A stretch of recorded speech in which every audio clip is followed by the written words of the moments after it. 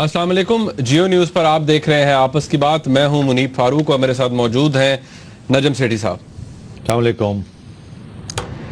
5 اکتوبر آج اگر دیکھا جائے تو تقریباً 4 ماہ مکمل ہو جاتے ہیں نئی منتخب حکومت کے.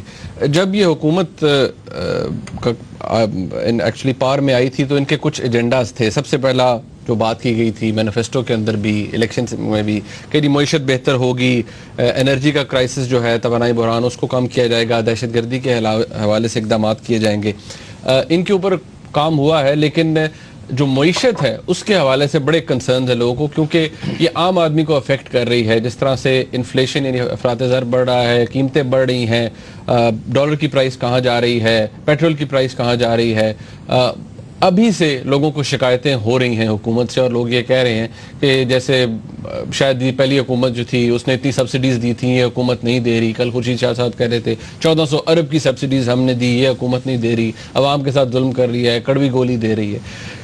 اب دیکھنا یہ ہے کہ یہ کڑوی گولی دے رہی ہے حکومت اور کیا مجبور ہے یا گولی دے رہی ہے. اس کے اوپر بات ہوگی. یہ ایک کنسرن ہے ہمارے لیے اور عام لوگوں کے لیے بھی، جن کے لیے سب سے بڑا یہ مسئلہ ہوتا ہے کہ چیزوں کو خریدنے کی جو طاقت ہے وہ کم ہو جاتی ہے. اس کے علاوہ ناظرین، چیئرمین نیب کے حوالے سے کل بات کی تھی کہ کیوں نہیں سلیکشن ہو پا رہی چیئرمین نیب کی اور کیوں کنسنسس نہیں ڈیولپ ہو رہا، اس کے پیچھے آپس کی بات کیا ہے، اس پہ بھی بات ہوگی. مجھے معلوم ہے chairman joint chief of staff کے حوالے سے جو اپوائنٹمنٹ ہے اس کے حوالے سے بہت سے لوگوں کے ذہنوں میں سوال ہیں کہ 3 دن رہ گئے ہیں ان کی ریٹائرمنٹ میں. یوزلی یہ پریکٹس نہیں ہے، پتہ لگ جاتا ہے کہ کون ہوں گے. ابھی تک نہیں پتہ لگا کہ کون ہوں گے نئے چیئرمین.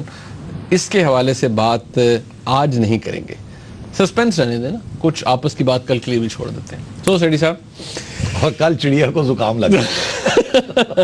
کل چڑیا کو زکام نہیں لگنا چاہیے، کل نہیں لگنا چاہیے کسی صورت. دیکھا جائے گا، کوشش میری پوری ہے اس کو پکڑا جائے، مگر وہ ادھر ادھر ہو رہی ہے. آرمی چیف کی بات کر رہے ہیں، خدا کا چیئرمین جوائنٹ چیف کی بات. غلط کام ہو گیا، الٹے ٹنگے جاؤ گے. الٹے ٹنگے چلے ہم اسے کو گلوکوز وغیرہ دیتے ہیں آپ کی چڑیا کو. ایک رپورٹ ہے ناظرین ایز یوزول ہمارے جو معاشی حالات ہیں ان کے اوپر، اس کے بعد سیٹھی صاحب سے گفتگو کا آغاز کرتے ہیں.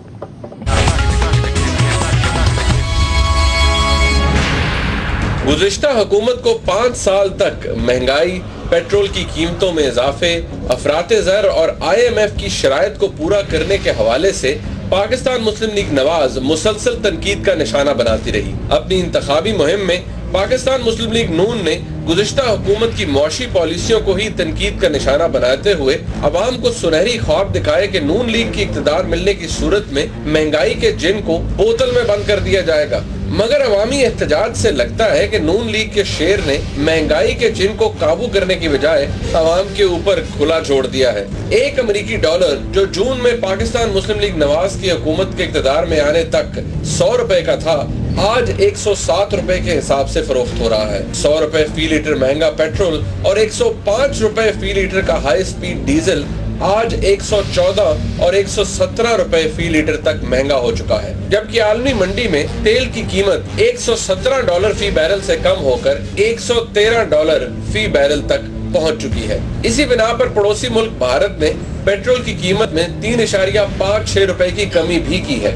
گزشتہ ماہ IMF سے 6.6 بلین ڈالر قرضے کے شرائط کے تحت حکومت اگست میں ہی گھریلو اور صنعتی صارفین کے لیے 30 سے 70% تک مہنگی بجلی کی خبر سنا چکی ہے، جس کی ایک کوشش گزشتہ دنوں کی گئی جسے سپریم کورٹ کی مداخلت کے بعد واپس لینا پڑا. مہنگائی کی دہشت گرد حملوں کو وفاقی وزیر اطلاعات ایسی کڑوی گولی قرار دے رہے ہیں جسے عوام کو نگل لینا چاہیے. سوال تو یہ ہے کہ کیا موجودہ مہنگائی کی لہر کمزور معیشت کی غمازی کرتی ہے یا موجودہ حکومت کی غلط معاشی پالیسی کا نتیجہ ہے؟ سوال تو یہ بھی ہے کہ ان حالات میں کیا موجودہ حکومت کے پاس کوئی جامع معاشی پالیسی ہے یا نہیں؟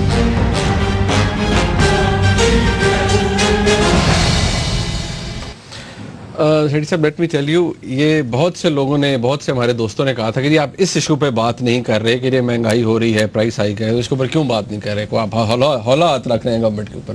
تو آج ہولا ہاتھ نہیں رکھنا. چلیں سب سے پہلے یہ آج پھر اردو میں بات کریں گے، پنجابی میں نہیں کریں. نہیں تو بڑے لوگ ہارٹ اٹیک ہو. نہیں تو پھر پنجابی میں بات ہوئی تو پھر تے اللہ ہی رحم. اللہ ہی رحم. اچھا، ڈالر سیٹھی صاحب 110 پہ گیا, پھر 107 106 پر آیا, اب 107 پہ ٹریڈ ہو رہا ہے, اور لوگ کہہ رہے ہیں کہ شاید خدا نہ خواستہ بڑھ جائے گا. یہ جب ڈالر, عام لوگوں کو یہ ہوتا ہے نہیں کہ ڈالر جب بڑھتا ہے تو اس سے عام آدمی کی زندگی پر کیا اثر پڑتا ہے؟ جی ہاں, گڈ, بیکاز عام لوگوں کو کیا پتا ڈالر 100 کا 106 کا کیا فرق پڑا. دیکھیے, آپ جو سامان دنیا سے خریدتے ہیں, امپورٹ کرتے ہیں, اس کے لیے آپ ڈالرز دیتے ہیں, ٹھیک ہے. یہ اسٹیٹ بینک سے ڈالر لیتے ہیں آپ اور وہ دیتے ہیں آپ. اسٹیٹ بینک کے پاس ڈالر کہاں سے آتے ہیں؟ جو آپ ایکسپورٹ کرتے ہیں, جو آپ بیچتے ہیں باہر مال, اس سے جو ڈالرز واپس آتے ہیں وہ اسٹیٹ بینک لے لیتا ہے, آپ کو روپے دے دیتا ہے. اب اسٹیٹ بینک کے پاس ساری کنٹرول ہوتا ہے اوور ڈالر موومنٹس. جب آپ کی ڈالر کی ویلیو اوپر جاتی ہے, اس سے مراد کہ روپے کی ویلیو گرتی ہے, تو اس کا یہ مطلب ہے کہ آپ کے پاس ڈالر کی ڈیمانڈ جو ہے وہ بڑھ رہی ہے اور روپے کی ڈیمانڈ گر رہی ہے. زیادہ تر لوگ ڈالر مانگ رہے ہیں, روپے نکالنا چاہتے ہیں ہاتھ سے. ڈالر تو مارکیٹ میں اتنی ہی ہے, تو اس لیے شارٹیج ہو جاتی ہے ڈالر کی. جس چیز کی شارٹیج ہو اس کی قیمت بڑھ جاتی ہے. سپلائی ڈیمانڈ, ٹھیک, یہاں تک تو بات ٹھیک ہے. اب ہمارے ہاں ڈالر کیوں, روپیہ کیوں گر رہا ہے؟ اس کی وجہ یہ ہے کہ مارکیٹ میں سمجھے $100 سے اسٹیٹ بینک نے ایک دم خریدنے شروع کر دیے ڈالر مارکیٹ سے. حالانکہ اسٹیٹ بینک مارکیٹ کو بیچتا ہے ڈالر تاکہ وہ ڈالر سٹیبل رہے, روپیہ سٹیبل رہے, اس کی پیرٹی ٹھیک رہے. تو اس نے خریدنے شروع کر دیے, اور کوئی $125 ملین 125 ملین ڈالر $125 ملین کے قریب انہوں نے ایک ماہ میں, جو اگست میں خرید لیے مارکیٹ سے. ٹھیک, کیوں خریدے؟ اسٹیٹ بینک کو کیوں خریدنے کی ضرورت تھی؟ اسٹیٹ بینک کو اس لیے خریدنے کی ضرورت تھی کہ اسٹیٹ بینک کے پاس جو خزانے میں ڈالر رہ گئے تھے وہ کم ہوتے جا رہے تھے, اور IMF نے یہ کہا تھا کہ اگر آپ نے ہم سے 6-7 ارب ڈالر کا قرضہ لینا ہے تو آپ کے پاس اپنے بینک کے اندر اتنے پیسے ہونے چاہیے تاکہ کل کو خدا نہ خواستہ کچھ ہو جائے آپ ہمارے پیسے تو واپس کر سکیں. تو انہوں نے کہا تھا کہ اگر آپ کا جو آپ کے پاس پیسے ریزرو میں ہیں, آپ اسٹیٹ بینک کے بینک میں ہیں, وہ اگر ایک لیول سے نیچے گر جاتے ہیں تو پھر آپ مارکیٹ سے خرید کے روپیوں کے ساتھ اور ان کو واپس اس لیول پہ لے کے آئیں. اسے کہتے ہیں ریزروز. اب عام طور پہ کہتے ہیں کہ کسی ملک کے پاس بھی کم از کم 1 سال کی امپورٹ, جتنی آپ 1 سال میں امپورٹ کرتے ہیں اتنی ریزرو ہونی چاہیے. مطلب امپورٹ بل, اچھا, جتنا بھی آپ کا امپورٹ بل ہے اتنی آپ کی ریزرو ہونی چاہیے. ٹھیک, مگر وہ ہوتی نہیں ہے. انڈیا جیسے ملک میں بڑے ہائی لیول کی ریزروز ہیں, امریکہ میں بھی ہیں, ہر جگہ پہ ہیں, مگر آپ کے ہاں کبھی 6 ہفتے کے لیے پیسے ہوتے ہیں آپ کے پاس, مر کے آپ کے پاس 3 مہینے کی پیسے ہوتے ہیں. مطلب یہ کہ جتنی امپورٹ آپ کرتے ہیں 3 مہینے میں اتنا ہی آپ کے پاس ریزرو ہے. اگر خدا نہ خواستہ کچھ مسئلہ ہو جائے آپ کے پاس, آپ کو جو پیسے آنے ہیں وہ رک جائیں یا کچھ ہو جائے اور آپ کو اپنی جیب سے دینے پڑ جائیں, تو 3 مہینے تک تو آپ پیمنٹ کر سکتے ہیں. 4تھے مہینے آپ کوئی پیمنٹ نہیں کر سکتے. اس کا مطلب ہے اگر PIA کے جہاز اڑ رہے ہیں تو وہ بند ہو جائیں گے, ان کو باہر جائیں گے تو تیل نہیں ملے گا, کیونکہ آپ کے پاس پیسے ہی نہیں ڈالر دینے کے لیے. آپ جو چیزیں امپورٹ کر رہے ہیں, اور یہاں آپ نے دیکھا ہر چیز ہی امپورٹڈ ہے, اب تو ہر چیز ہی امپورٹڈ ہے. ہم کیا, کون سی چیزیں سوائے چاول کے اور گندم کے ہم کیا یہاں پروڈیوس کر رہے ہیں؟ بہت چھوٹی چھوٹی چیزیں پروڈیوس کر رہے ہیں, باقی تو سارا امپورٹ ہے. اور جو آپ مینوفیکچرز بھی یہاں پروڈیوس کرتے ہیں, نیل کٹر آپ نے پروڈیوس کر لیا, کچھ ہو جی یہ کپ آپ نے پروڈیوس کری, اس کا جو را مٹیریل ہے وہ بھی آپ امپورٹ کر رہے ہیں. آپ کا اپنا را مٹیریل نہیں ہے, تو آپ کی جو امپورٹس ہیں وہ بڑھتی جا رہی ہیں, آپ کی ایکسپورٹس اس طریقے سے نہیں بڑھ رہی. اس کا مطلب ہے ایکسپورٹس اور امپورٹس کے درمیان ایک گیپ بن رہا ہے, ایک درمیان ایک راستہ بڑا ہوتا جا رہا ہے گیپ. وہ گیپ کا مطلب یہ ہے کہ اگر آپ کو 10 روپے ایکسپورٹ سے مل رہے ہیں اور 15 روپے کی آپ کی امپورٹ ہے, تو 5 روپے آپ کو آپ کی جیب میں ہونے چاہیے, کہیں سے دینے ہیں نا.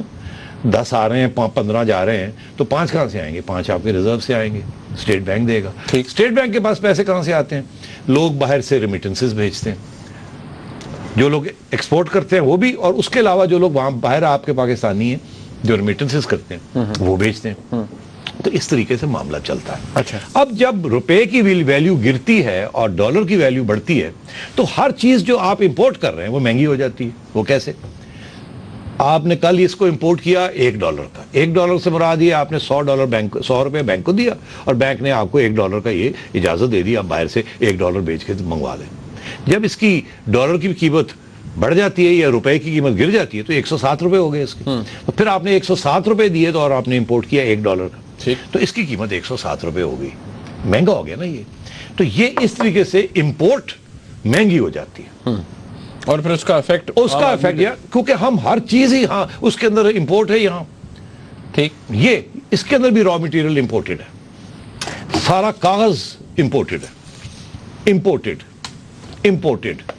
ایوری تھنگ، شیشہ امپورٹڈ۔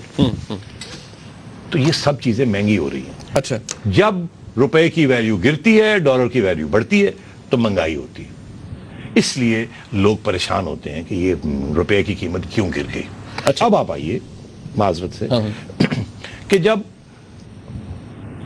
تو فائدہ پھر کس کو ہوا؟ نقصان ہی ہوا؟ نہیں، وہ لوگ جو ایکسپورٹ کر رہے ہیں، جو باہر بیچ رہے ہیں، پہلے وہ ایک مگ $1 کا بیچتے تھے، ان کو $100 ملتا تھا، اب جب وہ اس کو $1 کا بیچتے ہیں تو ان کو $107 ملتے ہیں، تو وہ تو بڑے خوش ہوتے ہیں کہ جی وہی چیز جڑی پہلے بنا رہے تھے وہ اب باہر بیچ رہے ہیں تو زیادہ پیسے روپے مل رہے ہیں، ڈالر اتنے ہی ہے مگر روپے زیادہ مل رہے ہیں۔ تو اس میں ٹیکسٹائلز والوں کو فائدہ ہو رہا ہے، اس میں جو بھی ایکسپورٹر ہے، ہر ایکسپورٹر جو بھی چیز باہر بھیج رہا ہے اس کا فائدہ ہو رہا ہے اس میں۔ تو ایکسپورٹ جو کر رہے ہیں ان کا فائدہ ہو رہا ہے، جو امپورٹ کر رہے ہیں ان کا نقصان ہو رہا ہے۔ امپورٹ والوں کا نقصان نہیں ہو رہا کیونکہ جو خریدتے ہیں اینڈ کنزیومر، ہاں، جو امپورٹس خریدتے ہیں ان کا نقصان ہو رہا ہے۔ میں امپورٹ کرتا ہوں، میں نے آگے $107 کا آگے رکھ دیا مارکیٹ میں، وہ بک گیا، جو خریدے گا وہ پیٹے گا کہ یار $107 ہو گیا۔ تو اس لیے جب یہ سچویشن ہوتی ہے کہ ڈی ویلیویشن اسے کہتے ہیں روپے کی، اس وقت عوام کو نقصان ہوتا ہے، ٹھیک، اور جو ایکسپورٹر ہے جو کہ بڑے لوگ ہیں ان کا فائدہ ہوتا ہے۔ اوکے، نا سوال یہ ہے کہ یہ حکومت جب سے آئی ہے، اگر ڈالر کی پرائس اوپر جا رہی ہے، انفلیشن بڑھ رہی ہے، یعنی کہ مہنگائی ہو رہی ہے، یہی میں نے ایکسپلین، مہنگائی ہو رہی ہے جس طرح آپ نے بتا دیا، تو کیا اس کی وجہ یہ حکومت جو اب ہے اس کی اکنامک پالیسی میں کوئی پرابلم ہے، یا پہلے دن سال وہ جو کڑوی گولی کا کانسیپٹ ہے جی لینے ہوں گے، کرنا ہوگا، یہ کمزور اکانومی تھی جو انہیرٹ کی، یا اس گورنمنٹ کی پالیسی جو ہے وہ ٹھیک نہیں ہے؟ بالکل کمزور اکانومی تھی۔ آپ نے یہ تو ہمیں بتا دیا کہ 120 دن کے اندر 7% ڈی ویلیویشن ہو گئی ہے، مگر اگر آپ دیکھیں کہ کتنی مہنگائی ہوئی زرداری صاحب کے زمانے میں، ہم بھول گئے ہیں کتنے سے کتنے روپے تک ڈالر چلا گیا، غالباً کوئی $80 کا ڈالر تھا یا اس سے بھی کم تھا جب 5 سال پہلے جب آئے تھے کچھ 62 یا 63 روپیز کا تھا ہوتا، تو 50% ڈیویلیویشن تو 5 سال میں ہو گئی، جس کا یہ مطلب ہے کہ 10% اے ایئر۔ اور تو اس کا مطلب ہے آپ نے ایک انہیرٹ کیا، ایک چیز چل رہی ہے، اس کا مطلب ہے بیڈ گورننس جو ہے نا وہ کافی عرصے سے چل رہی ہے، اس کو ٹھیک نہیں کیا جا رہا مسئلے کو، اور وہ جیسے جیسے مسئلہ جو ہے نا وہ اور سیریس ہوتا جا رہا ہے۔ تو اس کا یہ مطلب ہے کہ اس سال شاید 15% ڈیویلیویشن ہو جائے۔ لوگ تو یہ کہہ رہے ہیں، جو ایکسپرٹس ہیں وہ یہ کہہ رہے ہیں کہ ڈالر 120 تک جائے گا، مطلب ہے آپ کی 20% اس سال ڈیویلیویشن ہو جائے گی، یہ پریڈکشن ہے۔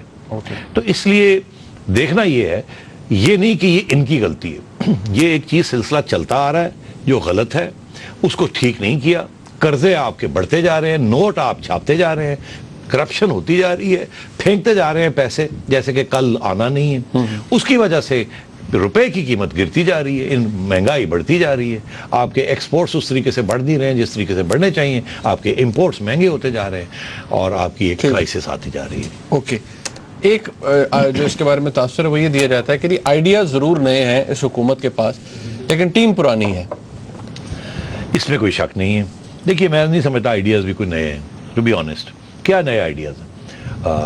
اسی سبجیکٹ کے اوپر، اس سبجیکٹ کے اوپر آئی ایم ایف نے کہا ان کے پاس پیسے نہیں تھے، آئی ایم ایف کے پیسے دینے تھے ادھار، جو پچھلی گورنمنٹ نے لیا ہوا تھا، اس کی اب آ گیا ٹائم، آ گیا پیسے دینے کا۔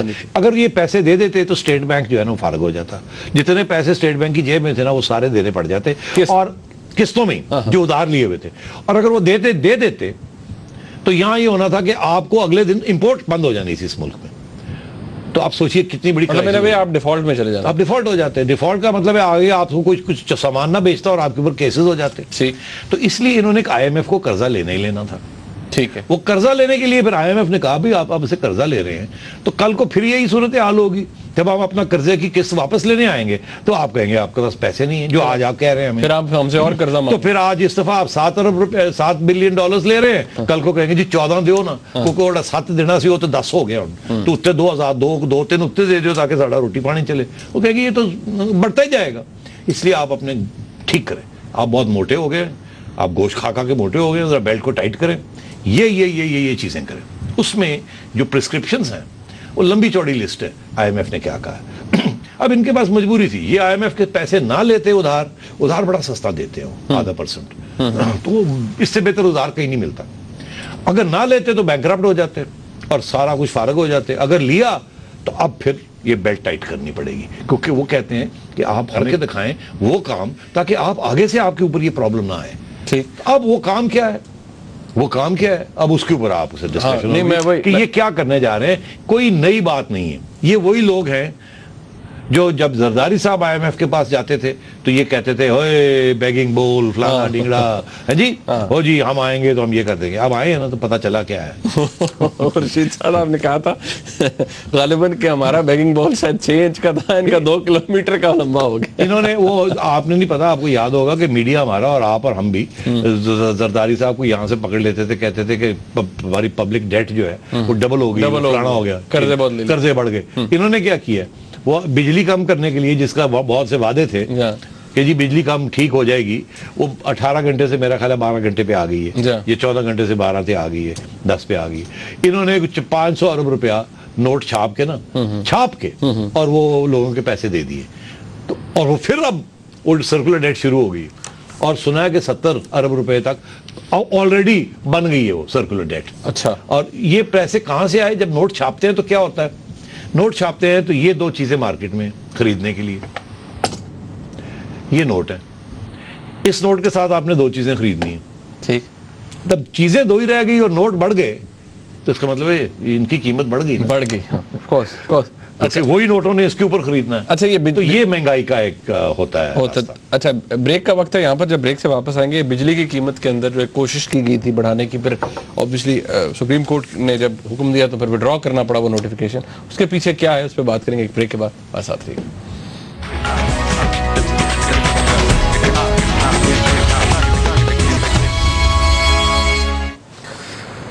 سیاست میں باتیں تو ہوتی ہی رہتی ہیں, آپس کی بات آپ کے ساتھ بھی ہوتی رہتی ہے, لیکن معیشت کی بات ذرا آج ہو رہی ہے, اس لیے کیونکہ سیاست بھی تبھی چلتی ہے جب معیشت ہو, نہیں تو سیاستدانوں کو بیچاروں کو گالیاں پڑتی رہتی ہیں.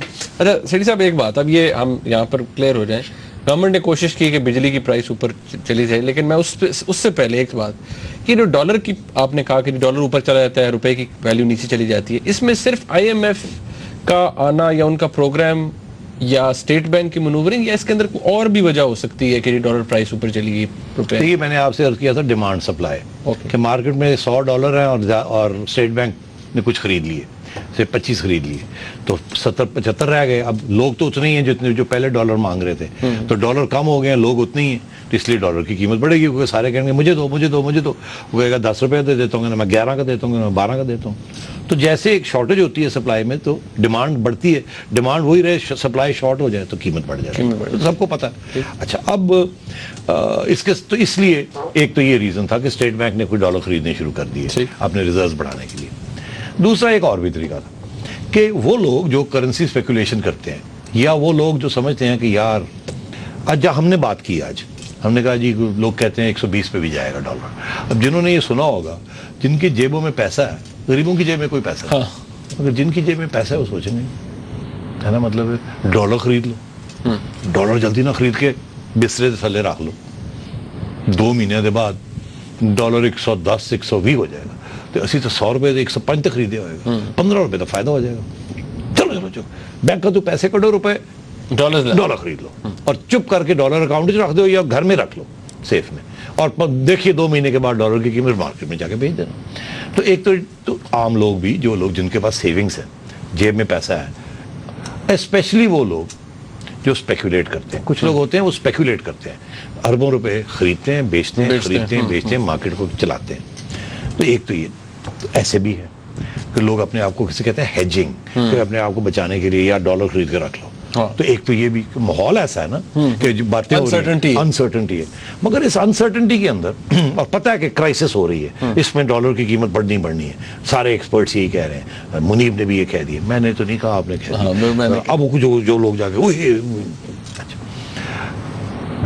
ایک اور چیز وہ بڑی خطرناک کہ وہ لوگ امیر لوگ جنہوں نے بلیک ٹیکس نہیں دیا پیسے پہ، ان کے پاس بلیک پیسہ پڑا ہوتا ہے، بلیک پیسہ جو ہے وہ فارن کرنسی میں چینج کر لیتے ہیں، وہ چینج کر کے منی بروکرز کے ذریعے باہر بھیج دیتے ہیں، ہنڈی شنڈی کے ذریعے، اسے کہتے ہیں منی لانڈرنگ۔ اس قسم کے ماحول میں جب خرچہ ہو کہ ٹیررزم بھی ہے، انویسٹمنٹ نہیں آ رہی، معیشت بیٹھی ہوئی ہے، آئی ایم ایف سے اوپر چڑھی ہوئی ہے، گورنمنٹ کے ہاتھ پیر ٹھنڈے ہوئے ہیں، لوگ پوچھ رہے ہیں پتہ نہیں پاکستان بچے گا بھی نہیں بچے گا، وہ بجلی یہ ہو گیا، اوہ نکلو کڈو اپنا پیسہ لے کے بھاگتے ہیں۔ میں آپ کو ایک چھوٹا سا ایگزامپل دیتا ہوں دبئی کا۔ دبئی میں پچھلے 40 دن کے اندر 40% پراپرٹی کی قیمت بڑھ گئی، 40%، یعنی کہ جو 100 روپے کی تھی، جو ایک پراپرٹی 100 روپے کی تھی وہ 140 روپے کی ہوگی، قیمتیں بڑھ گئی پراپرٹی کی۔ کیوں؟ پہلے وہاں خالی پراپرٹی پڑی تھی، 2008 میں دبئی میں یو اے میں کرائسس آئی، بہت برا کرائسس تھا، وہ قیمتیں گر گئی، لوگ بھاگ گئے، بک گیا، خالی بلڈنگ پڑی ہوئی۔ اب کیا ہوا؟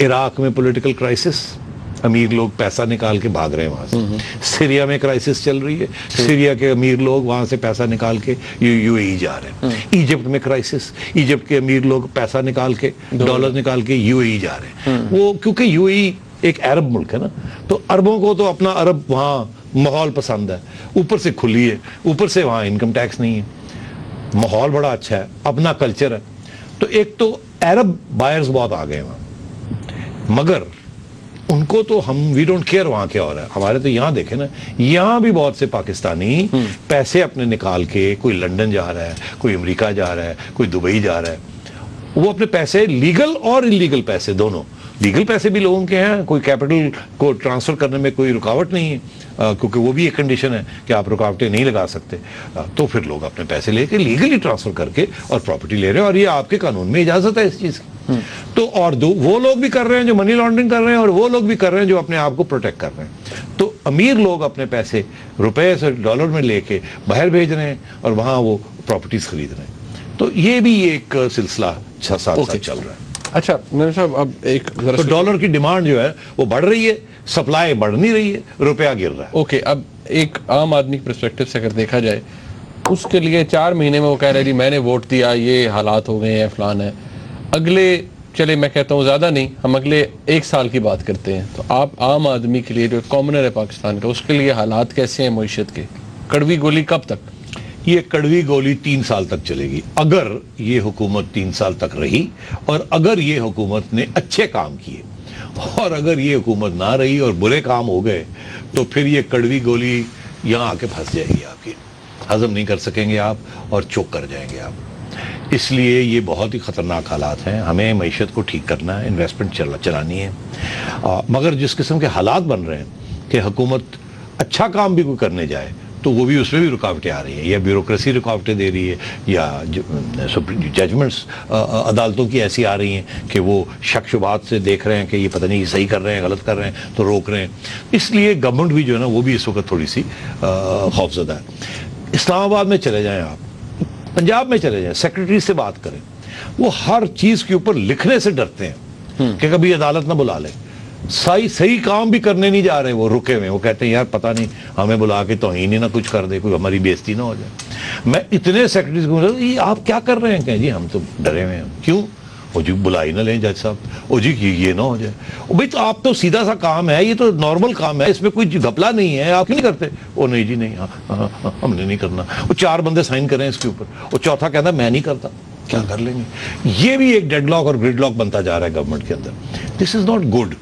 یہ ہوتا ہے کہ جب ایک ادارہ دوسرے ادارے کے ڈومین کے اندر امپنج کرتا ہے، یا ایک ادارہ بہت ہی سختی کے ساتھ ہر چیز کو دیکھنا شروع کر دیتا ہے، اس میں پھر یہی ہوتا ہے کہ رکاوٹیں آ جاتی ہیں۔ اچھا، تو یہ بھی ایک مسئلہ اس وقت چل رہا ہے۔ Okay, that's about functioning of the government. دوسری چیز یہ کہ جس طرح سے اب یہ بجلی کی پرائس جو پاور ٹیرف ہے اس کو انکریز کر رہے ہیں، یہ کیا اسینشلی صرف اس وجہ سے ایک یہ کہ گورنمنٹ نے وہ کیونکہ سرکولر ڈیٹ کو کلیئر کیا ہے اس کی وجہ سے ہو رہا ہے؟ آئی ایم ایف کی کنڈیشن ہے کہ سبسڈی نیچے کریں, ختم کر دیں, یہ کیا ہے؟ نہیں دیکھیے بڑی سیدھی سی بات ہے کہ پاور نہیں ہے آپ کے پاس, آپ کا ہائیڈرو الیکٹرک پاور نہیں ہے آپ کے پاس فرنس آئل کا پاور نہیں ہے آپ کے پاس. پاور خریدنے کے لیے کرنے کے لیے آپ کو امپورٹ کرنا پڑتا ہے تیل, مگر جو آپ کے پاور پلانٹس ہیں بڑے انیفیشینٹ ہیں تو آپ کا کاسٹ آف پاور بڑھتا جا رہا ہے جو کہ نہیں ہونا چاہیے اتنا. بنگلہ دیش میں کاسٹ آف پاور آدھا ہے جو آپ کا ہے, انڈیا میں 50% کم ہے آپ سے. آپ کا کاسٹ آف پروڈیوسنگ پاور بہت زیادہ ہے کیونکہ جو آپ کے پاور پروجیکٹس ہیں وہ بہت انکمپیٹنٹ انیفیشینٹ ہو چکے ہیں اور وہ کیپیسٹی پہ نہیں چلتے. کوئی 25% پہ چل رہا ہے, کوئی 50 پہ چل رہا ہے, کوئی 60 سے اوپر نہیں. ہائیسٹ ایفیشنسی 60-70 سے اوپر آئی نہیں, 60 سے اوپر. تو ایک تو یہ کاسٹ آف پروڈکشن ہے بیڈلی مینجڈ. مگر اس کے علاوہ بھی ایک پرابلم ہے, وہ یہ ہے کہ آپ کی جو بجلی ہے وہ چوری ہو رہی ہے, اربوں روپے کی بجلی چوری ہو رہی ہے. ابھی اس دن میں اسلام آباد میں تھا, وہ اگست کے جو فگرز ہے کہ 22% ابھی بھی 22%. اب وہ کسی نے تو پیسے دینے ہیں نا, وہ اگر وہ چوری ہوتی جائے اور کوئی پیسے نہ دے تو کہاں سے پیسے آئیں گے؟ سرکولر ڈیٹ میں چلے جائیں گے. پیسے تو دینے ہیں نا کسی نے, یا جو دے رہا ہے اس کے اوپر پڑیں گے, یا آپ سے لیں گے, کنزیومر سے لیں گے, یا گورنمنٹ سے لیں گے. پیسے تو دینے ہیں نا. آپ نے تیل خریدا, کسی نے تیل کو پروڈیوس بنایا, آگے بجلی بنائی, سب کو اپنے پہ دینے ہیں. اور اگر اس میں سے 22%, 30%, 20% چوری ہو جاتی ہے جب آپ دیتے ہیں, یا آپ نے بجلی دی منیف فاروق کو, منیف فاروق نے اپنے بل نہیں دیا, تو یہ جو سارا معاملہ ہے تو گورنمنٹ کو تو پیسے دینے ہیں نا. جس سے تیل لیا ان کو تو دینا ہے آپ نے. تو یہ پھر بجٹ سے نکلتے ہیں. بجٹ سے جب نہیں نکلتے تو ڈیٹ بڑھتی جاتی ہے. اس کو سرکولر کہ ہر ایک کے پیسے جو ہیں وہ رکتے جاتے ہیں. میں نے آپ کے دینے, آپ نے کسی کے دینے. ہماری جو ڈسٹریبیوشن سسٹم ہے پرانی لائنز ہیں, وہ اتنی انیفیشینٹ لائنز ہیں کہ وہ بجلی لائن لاسز ہی ہو جاتے ہیں وہاں سے. اس کے بعد چوری ہوتی ہے, یعنی کہ لائن لاسز اور چوری, لائن لاسز, چوری, اور پھر تیسرا ایک فیکٹر اور ہے, اس کو چوری بھی نہیں ہے اور لائن لاسز بھی نہیں ہے. ایسے علاقے ہیں پاکستان میں جہاں 90% جو بجلی آپ دیتے ہیں اس کا بل ہی کوئی نہیں ادا کرتا. ہمارے ٹرائبل ایریاز میں کون جا کے بجلی بند کرے گا اور کہے گا ان کو کہ ذرا لاؤ اٹھاؤ, بجلی بند کرے گا آپ ہی چنڈی ہو جائے گا. تو اوپر سے اور بھی ایشو ہے, یہاں ایسے ہمارے بیکورڈ ایریاز ہیں جہاں ہم نے خود سبسڈی دی بھی ہے. آزاد کشمیر کو سستی بجلی ملتی ہے, and so on and so forth. تو وہ ہم نے ایک سیاسی فیصلہ ہے کیونکہ یہ these are under developed areas, تو ان کو ہم نے ڈیولپ کرنا ہے. تو ان کے لیے پازیٹیو ڈسکریمنیشن ہوتی ہے. جیسے کہ غریب کے لیے اتنے روپے, 4 روپے, 5 روپے, 10 جو بھی ریٹ ہے اس وقت 6-7 روپے, آپ کے لیے 5 روپے بڑھا ہے. اب جو سلیبز بڑھا رہے ہیں وہ کہہ رہے ہیں جو بندہ اپنے گھر میں 2 بلب لگاتا ہے اور 2 پنکھے ہیں ان کو تو کوئی 200 یونٹ تک نہیں چھیڑے. 200 یونٹ آج کل کیا ہے, کچھ بھی نہیں ہے. 200 یونٹ سے کتنا کچھ چلتا ہے, اور اس کے بعد پھر وہ بڑھتا جاتا ہے. تو آپ اور میں جو ہے ہمیں تو لاکھ روپیہ بجلی کا بل دینا پڑتا ہے.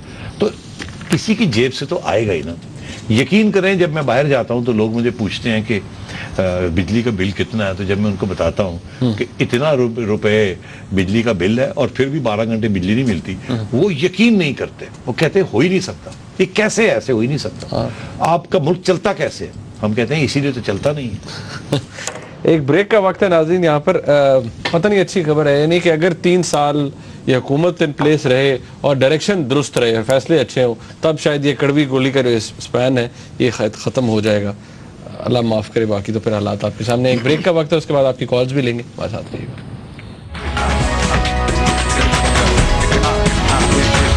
کولگیٹ ڈینٹسٹ کا تجویز کردہ نمبر 1 برانڈ.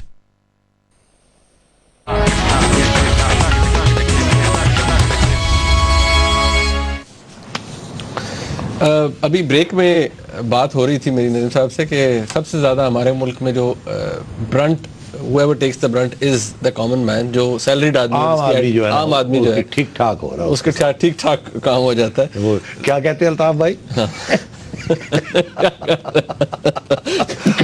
وہ اردو میں وہ کچھ کہتے ہیں, وہ اردو میں کہتے ہیں, وہ ٹھوکنے ٹھاکنے کی بات, ٹھیک ٹھاک ٹھکائی ہو جاتی ہے اس بندے کی.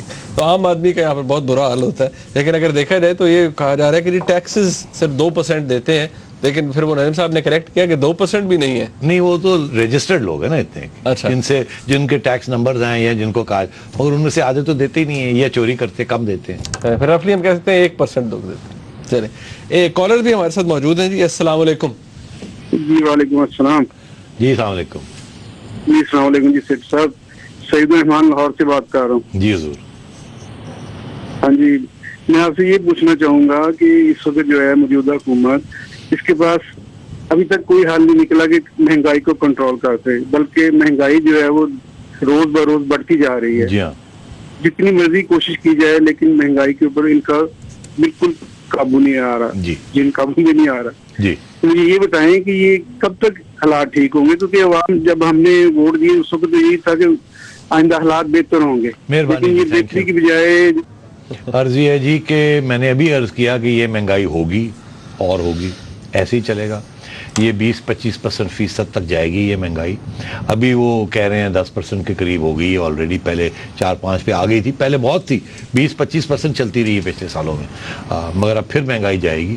یہ سال بہت کڑوا گھوٹ کرنا پڑے گا. 3 سال کے بعد مہنگائی پھر 5-6% پہ آ جائے گی. دلچسپ بات یہ ہے کہ آپ امریکہ چلے جائیں یا آپ لندن چلے جائیں, وہاں بالکل سٹیبل ہے, 1%-2% پر ایئر مہنگائی ہے, تاکہ لوگوں جو مطلب ہے. تو آپ پچھلے سال جائیں اس سال جائیں, آپ دیکھیں گے قیمتیں ویسی کی ویسی ہیں, اتنا فرق پڑا ہے. یہاں دن بدن بڑھ رہا ہے. ابھی ایک صاحب مجھے پوچھ رہے تھے, یہی SMS آئی کہ جی یہ بتائیں کہ کرنسی جب نوٹ چھاپتے ہیں, گورنمنٹ چھاپتی ہے, تو پھر اس سے مہنگائی کیسے ہوتی ہے؟ تو بھائی وہ اس سے بڑی سمپل سی بات ہے. وہ کیسے مہنگائی ہوتی ہے کہ اگر مارکیٹ میں ایک جگ ہے اور منیب اور میں دونوں خریدنے جا رہے ہیں, ان کی جیب میں 10 روپے, میری جیب میں 10 روپے, تو یہ جا کے کہتے ہیں یار جگ میں دے دے 11 روپے, 10 روپے ادھر لے لے. میں کہتا ہوں نہیں, میرے کو بھی 10 روپے کے لے لیں. تو اس کی قیمت 10 روپے ہی رہتی ہے, کیونکہ ہم 11 دے نہیں سکتے. مگر جب نوٹ چھاپ کے ان کی جیب میں 15 ہو جاتے ہیں اور میری جیب میں 15 ہو جاتے ہیں, تو یہ کہتے ہیں 11 کا مجھے دے دے. میں کہتا ہوں 12 لے لے میرے سے, وہ کہتے ہیں 13 کا لے لے, تو 15. اس کا یہ مطلب ہے 30 روپے مارکیٹ میں ہے, جگ ایک ہی ہے, اس کی قیمت پھر 30 روپے ہو جائے گی. تو نوٹ چھاپنے کا یہی مطلب ہے, پیسے زیادہ ہو جاتے ہیں, سامان اتنے کا اتنا ہی رہتا ہے. اس کا مطلب ہے سامان کی قیمتیں بڑھ جاتی ہیں. جی سلمان صاحب ہیں ہمارے ساتھ. جی السلام علیکم. وعلیکم السلام. جی سلمان صاحب. جی نجم شیٹی صاحب سے میں بات کرنا چاہتا ہوں. جی حکم, بول رہا ہوں. جی جی نجم شیٹی صاحب, میرا سوال یہ ہے کہ جو وفاق جو منسٹریاں شیئر کر رہی ہیں وہ اس میں سندھ کے حصے میں کتنی آ رہی ہیں, اور جو آج سید غزلی شاہ صاحب نے جو پریس کانفرنس کی ہے اس میں اندر کی بات کیا ہے؟ پہلے تو اس نے استعفیٰ دے دیا تھا. نہیں مجھے نہیں سمجھ آئی جی, کیا کہہ رہے ہیں؟ وہ وزارتوں میں اضافہ جو ہوا ہے وہ اس میں جو وہ کہہ رہے ہیں کہ سندھ کے لوگوں کو کتنی مل رہی ہیں.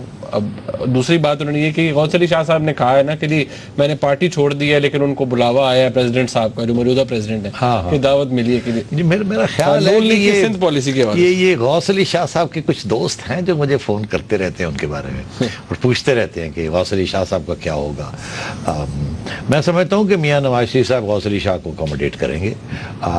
لوائلسٹ ہے غوث علی شاہ صاحب, ساتھ رہے ہیں میاں صاحب کے, میاں صاحب بھولیں گے نہیں. مگر آج کل مجبوری ہے کہ میاں صاحب کو نوجوان ڈائنامک ماڈرن لوگوں کی ضرورت ہے جو کہ یہ سارے کرائسس کو ڈیل کر سکیں. اور پرانے زمانے کے لوگ اسپیشلی اولڈ پیپل, ان کو مطلب ہے کوئی نہ کوئی ریلیکس قسم کی چیز, جیسے کہ وہ پریزیڈنسی, مگر پریزیڈنسی تو چلی گئی اب کہیں. تو غوث علی شاہ صاحب کی عزت ضرور ہوگی, حوصلہ افزائی ہوگی, پارٹی میں کوئی نہ کوئی پوزیشن مل جائے گی, ان کے جو کام ہوتے رہتے ہیں چھوٹے موٹے وہ ہوتے رہیں گے, سفارشیں ہوتی رہیں گی, مگر اس سے زیادہ میرا نہیں خیال اس وقت کچھ گنجائش ہے میاں صاحب کے پاس. میاں طارق صاحب ہیں جی کراچی سے. جی السلام علیکم.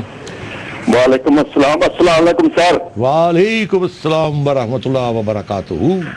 سر عرض یہ ہے کہ کرائم کو روکنے کے لیے جو ہمارے ملک میں جرم ہو رہا ہے, کیا یہ بہتر نہیں ہوگا کہ ایک شخص کے پاس جس کے پاس شناختی کارڈ ہے اس کے علاوہ وہ صرف ایک سم رکھ سکے, دوسری سم نہ رکھ سکے, اور ٹیلی فون موبائل جو ہے صرف ایک سم اس شخص کو دی جائے جس کے پاس شناختی کارڈ ہو.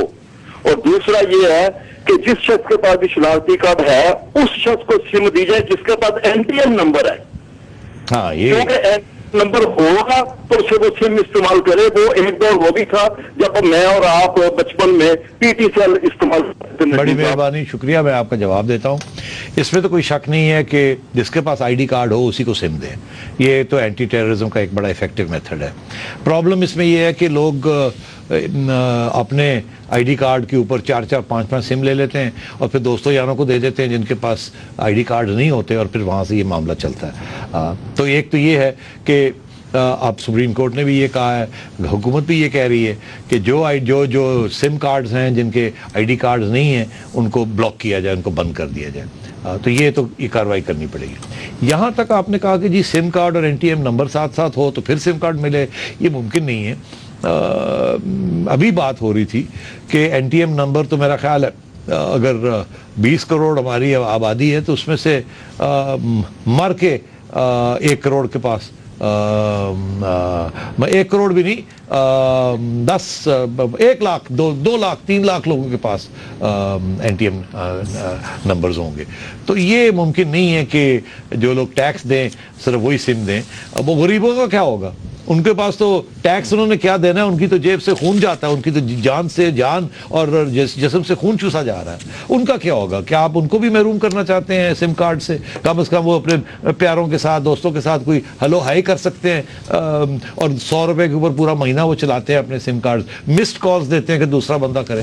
تو یہ نہیں, یہ ممکن نہیں ہے. بہت شکریہ نعیم صاحب. ناظرین, آپ نے یہ پروگرام دیکھا. آج کی جو آپس کی بات تھی اس کا مقصد یہ تھا کہ بہت سے لوگوں نے اس بات کے اوپر کنسرن شو کیا تھا کہ مہنگائی کے حوالے سے اس ملک کی جو اکنامک پالیسی ہے اس حکومت کی, اس حوالے سے کوئی بات نہیں ہوئی. تو آج ہم نے کوشش کی کہ یہ آپ کو ایک فوکاسٹ بھی دے سکیں نجم صاحب کے تھرو کہ کیا آنے والے دنوں میں کیا ہوگا ایک عام آدمی کے ساتھ اور پاکستان کی معیشت کے ساتھ. اس کا فیڈ بیک ہمیں ضرور دیجیے گا. دیکھنے کا بہت شکریہ. خدا حافظ.